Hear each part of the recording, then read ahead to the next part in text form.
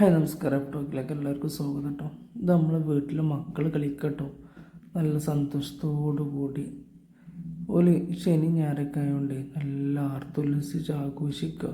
സ്കൂളുകളൊന്നുമില്ലല്ലോ ഒരു നാട്ടിൽ കേട്ടോ.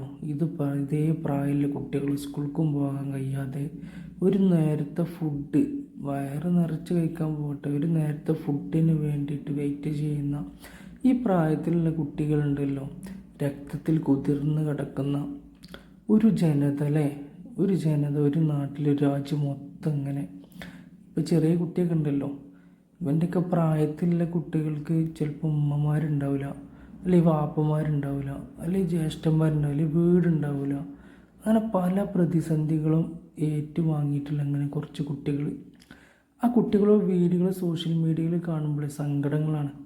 അപ്പോഴാണ് നമ്മളെ മക്കളിങ്ങനെ കളിക്കണം കണ്ടത്. അപ്പം നമ്മളെ മക്കൾ കളിക്കുമ്പോൾ ഉള്ളിൽ നമുക്കൊരു സങ്കടം കിട്ടും. മറ്റേ കുട്ടികൾ ആലോചിക്കുമ്പോൾ, ഈ ഫലസ്തീനത്തെ കുട്ടികൾ ആലോചിക്കുമ്പോൾ നമുക്ക് ചെയ്യാൻ പറ്റുമെന്നുള്ള പ്രാർത്ഥിക്കുക.